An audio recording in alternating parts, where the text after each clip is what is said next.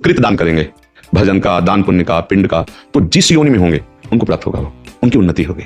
अगर वो किसी कर्म के दंड विभाग में है, नरक आदि में, आप यहाँ भजन कर, उनका उत्थान हो जाएगा, उनका मंगल हो जाएगा। वो आपका संबंध नहीं मान रहे, लेकिन आपका संबंध है, आप जीवित हैं। आपका स्थूल शरीर जब पड़ा होता है सैया में और आप स्वप्न देख रहे होते हैं, तो आपका स्थूल जगत और स्थूल शरीर से कोई मतलब नहीं होता, लेकिन मतलब है, जगने वाले को स्थूल से मतलब होगा ना।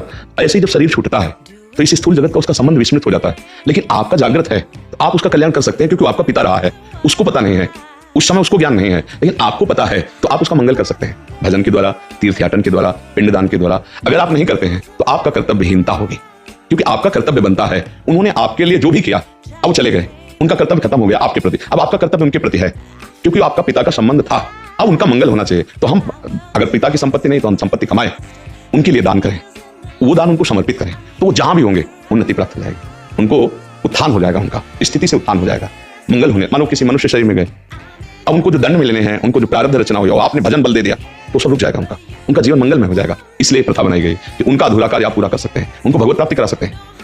आप जब भजन करके भगवत प्राप्त होंगे, संकल्प करेंगे, तो बोले 21 पीढ़ियां तर जाती हैं, 14 आगे की और 7 पीढ़ी की, तो वो तो पिता, उनको तो परम पद मिल ही जाएगा।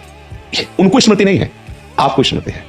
अगर समझा कि स्मृति क्यों नहीं रहती, तो जैसे आप स्वप्न में होते हैं तो आपको जागृत शरीर की स्मृति नहीं रहती कि वस्तुतः मेरे शरीर को सुंदर सैया पर सुलाया गया है, मैं एक स्वप्न देख रहा हूं, ऐसा बोध नहीं होता। स्वप्न सत्य होता है और ये स्थूल शरीर का विस्मरण होता है, समझ रहे ना। ऐसे ही वो जिस लोक में गए हैं तो आपका विस्मरण हो चुका है, आपका कोई संबंध उनकी स्मृति में नहीं है, वो जहां है, जैसे अभी आप आए हैं तो आप कहीं से आए हैं ना, पूर्व में कहीं ना कुछ थे, आपको कोई स्मरण नहीं है।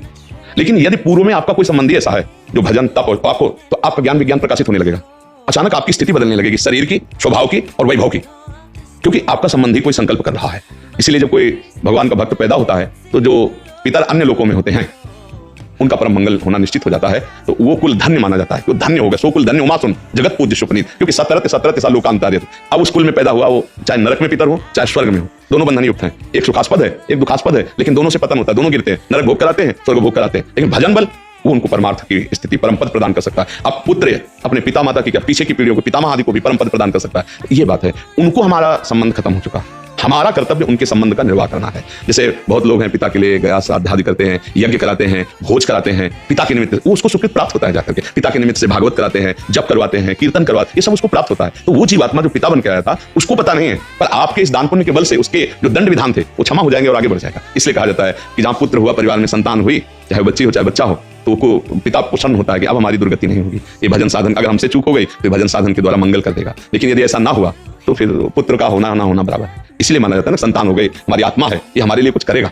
अगर हम चले भी गए तो हमारा कल्याण ये करेगा, क्योंकि हमारा वंशज है, उसके संबंध से उसको प्राप्त हो जाता है। महाराज जी, 2 और प्रश्न